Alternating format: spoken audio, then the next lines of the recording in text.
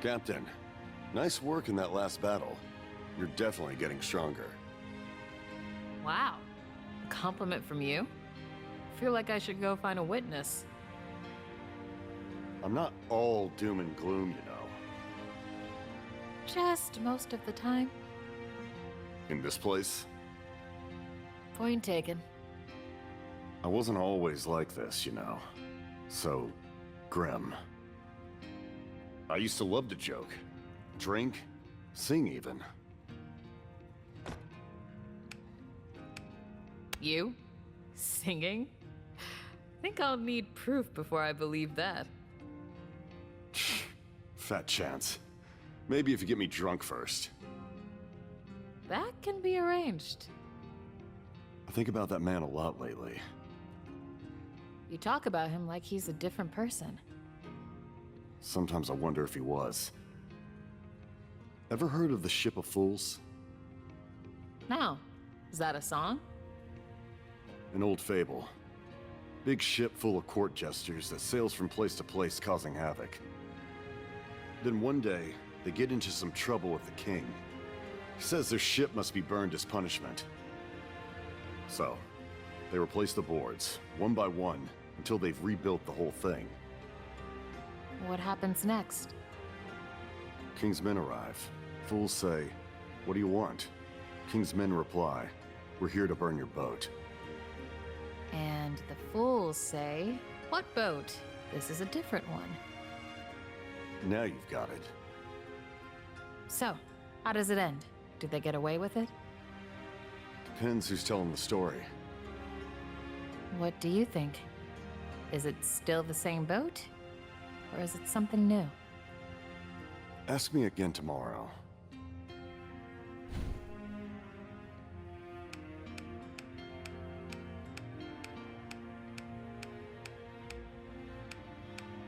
Ah, there you are, Captain. I've been looking for you and... Oh, now, why the long face? We've been making great strides, my friend. Shouldn't you be celebrating? I'm sorry, Emil. I know you're right. We've done solid work pushing back against the Empire. Sometimes it feels like the closer we get to our goals, the further I get from my own. What are your own goals? Finding my brother, getting answers, getting home. Ah, yes. Family. They have a way of cutting us to the quick, do they not? Speaking from experience. Oh, yes. I come from quite a large family. More mouths to feed than food to go around.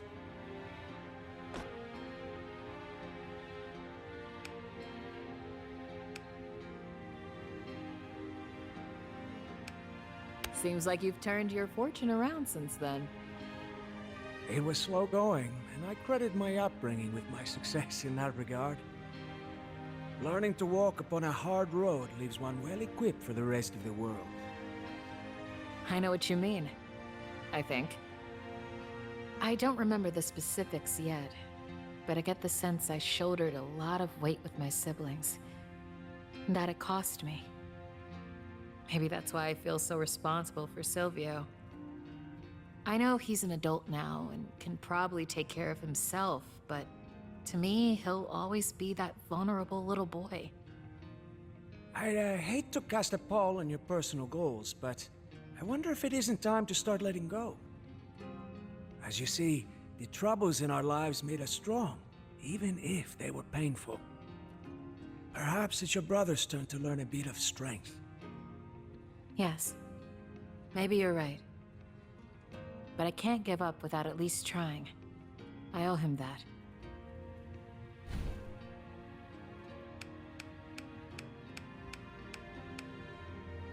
I know you were on the same side as Marco in the war. What exactly did you do? I was a command archer for House Fenice. Remind me who they were? My memories of the war are hazy. Well, I suppose you're not alone there.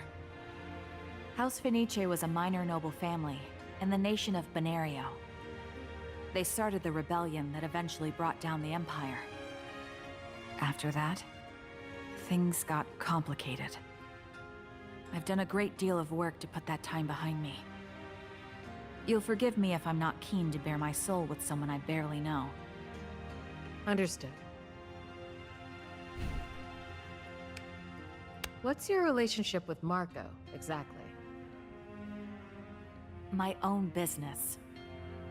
Not if we're going to be fighting together, trusting our lives to one another. I take your point, but understand what you're asking. It's difficult for me to answer. Both personally and... well, let's just say there are things Marco should probably tell you himself. He mentioned you parted on poor terms, but you still seem inclined to protect his privacy. I take it you two were close? We were... I don't know what we were. We never got the chance to find out. He saved my life, and I his, more times than I can count. But off the battlefield, it's complicated. What brought you to this island? Sun and relaxation, I assume? Hardly. About a year ago, I was doing some traveling along the coast. The port cities on the mainland. Somewhere along the way, I started hearing rumors in the seedier corners.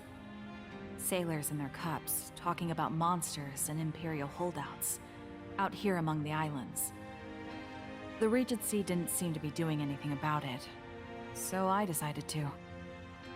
So, pure selflessness then? You came to an island full of dead out of the goodness of your heart? Let's just say I have some debt to work off.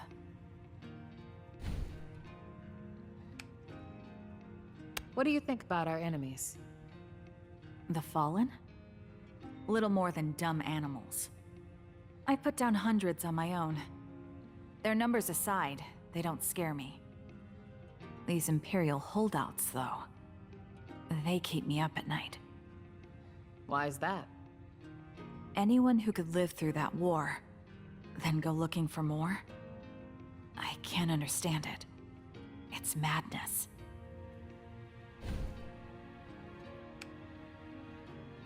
Hello, Captain.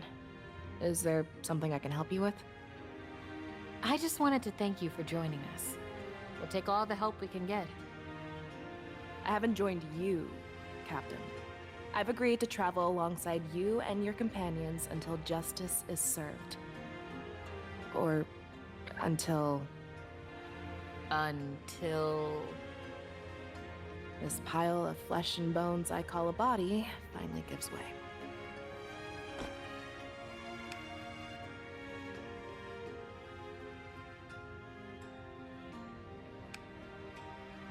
Isn't there anything anyone can do? Can we take you to a healer or something? I know of no way to save me, Captain. And even if I did, I would not seek it out. Why not? My illness is my penance for unleashing the Fallen on this world. That seems harsh. You're already trying to make things right. Isn't that enough? We all have our price to pay for our deeds. The cost isn't mine to set. You're a regular ray of sunshine. When you've lived in the darkness as long as I have, the light loses its luster. Maybe spending some time among the living will change your mind. Perhaps. If you don't mind, Captain, I would like to be alone with my thoughts now. Of course. I'll leave you to it. Welcome to the group, Soraya. Thank you.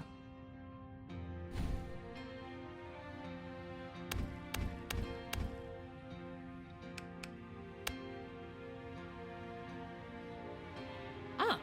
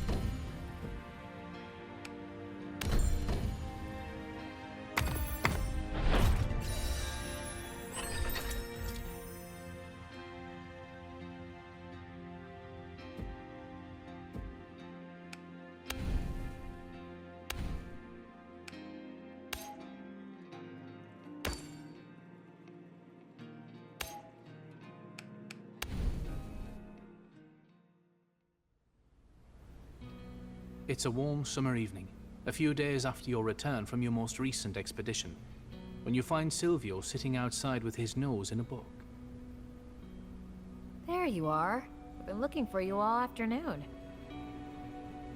I've been here. I need some help fixing one of the wagon's wheels later.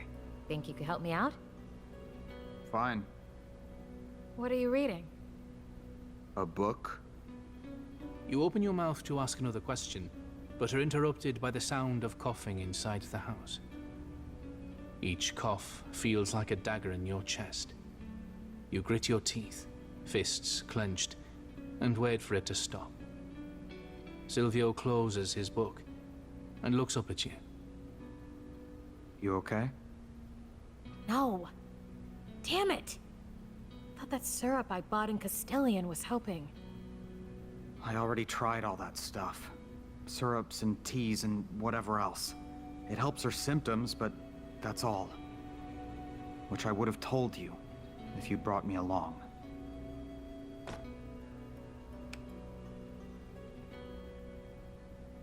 One of us has to be here. Carmen's too young to leave alone, especially now.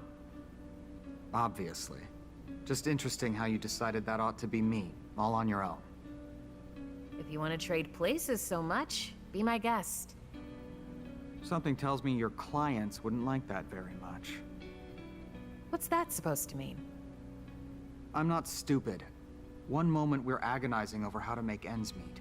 The next, you're tripling our investment on every expedition. What are you suggesting? He shrugs mildly, glancing away. Those consortium people sure got strangely quiet after all that fuss they made. Odd coincidence.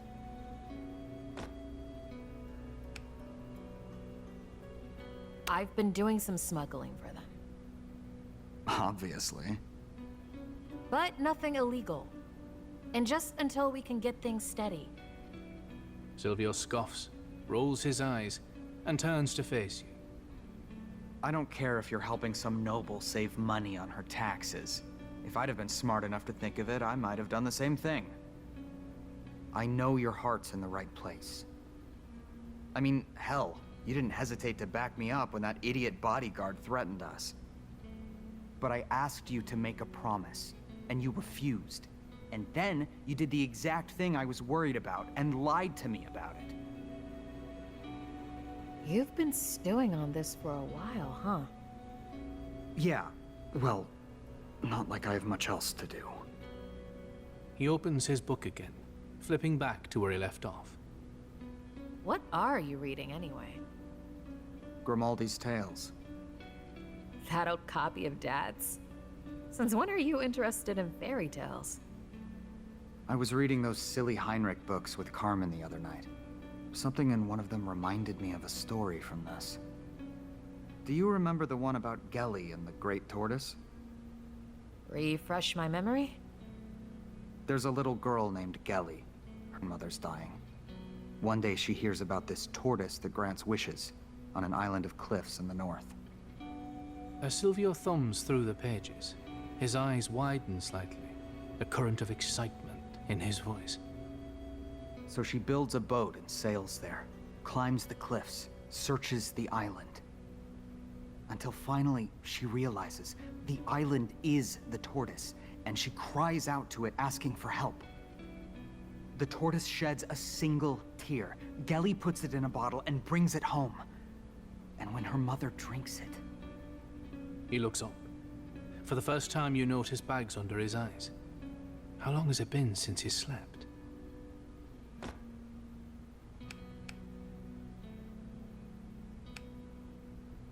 Silvio, that's just a story. That's what I thought too. But the other night, when we were reading, one of Carmen's books mentioned an island that... Carmen's books also have shadow wizards and dragons made out of bones. No, you're not hearing me. Silvio casts the book aside in frustration. What if we didn't have to just accept it all? Living and dying and scraping to survive in the mud. What if there's more? Out there? What if we could find more. The tone of his voice unnerves you, but something else tugs at the edges of your memory. A half-heard conversation in a soldier's pub in Lanetta. The tall tales of sailors in the port towns to the north. The whispers of ancient gods peeking from the shadows of every tale you ever heard at the foot of your father's chair. But before you can speak, another fit of coughing erupts from within the house. Silvio sighs and stands. I'll go put some broth on for her. Yeah. All right. Silvio turns and starts off toward the house. A few steps away, he pauses, facing away from you as he speaks. Listen, what we're doing, it isn't working. It's time to try something else. I'll take care of it, Silvio. You don't need to worry so much. I'm gonna handle this. He glances back over his shoulder, meeting your gaze with a single vacant eye. Okay, whatever you say. The summer wind gusts at your brother's back as he turns and walks away, and the memory begins to fade.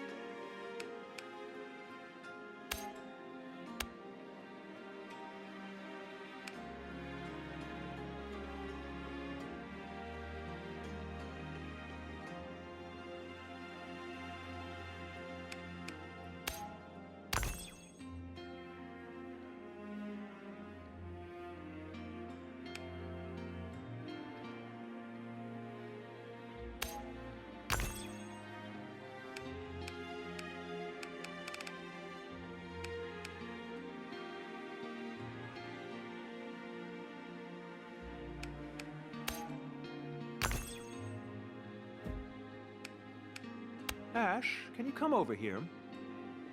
You follow Laurent into a small workshop. Inside are a workbench, a few bookshelves, and an array of arcane implements. I didn't know we had a place like this around here. That's because I've just finished setting it up. This is Pelagos' first official alchemy lab, established with Emil's support. What for? Deconstruction and synthesis of arcane substances, the better to battle our foes with.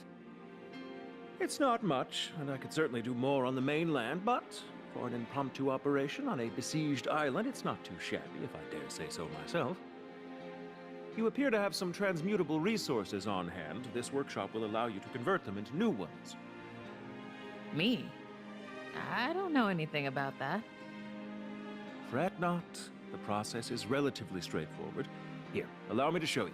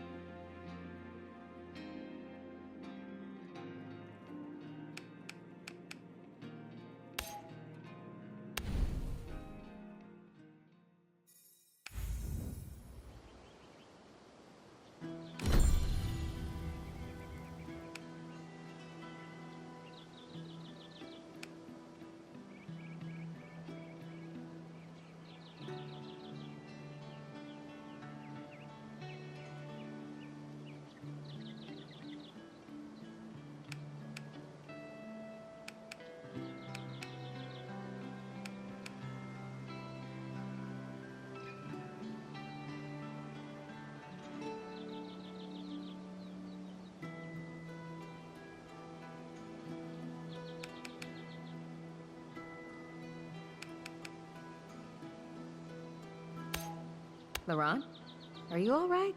You seem a little agitated. Agitated? Why would I be agitated? I just learned that Fontaine is alive. That's wonderful news. I'm glad to hear it. I gather the two of you were close? I don't know that it would be strictly accurate to say we were close. I would certainly consider him a friend, and he is the one who insisted on accompanying me to Anaraios. If you traveled to the island together, why isn't he here now? Why is he...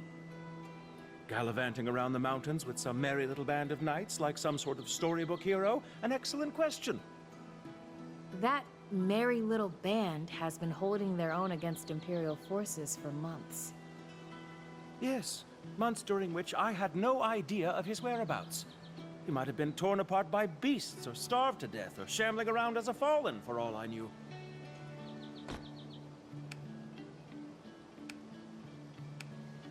You seem to be taking this very personally. What? We were colleagues. Is that what people are calling it now? Enough dallying. We must depart for Rune at once and convince Fontaine to stop all this foolishness. Rune? It's a village that Abelard has been targeting lately. Fontaine's reportedly set up camp somewhere nearby. I know Rune. I was born there. I haven't been back in years. Not since I went to the mainland. Do you know why an Imperial officer would have taken an interest in that place? No, it's just a tiny village in the mountains. There's nothing but snow and goats. If those Imperial bastards have harmed anyone. Calm, Evie. Take us to Rune, and we'll put a stop to whatever Abelard is planning. It sounds like we might even find some help once we get there. Yes, if there's one certainty in all this, it is that Fontaine will do the noble and righteous thing, no matter how illogical it seems. Then let's get going. I just hope we're not already too late.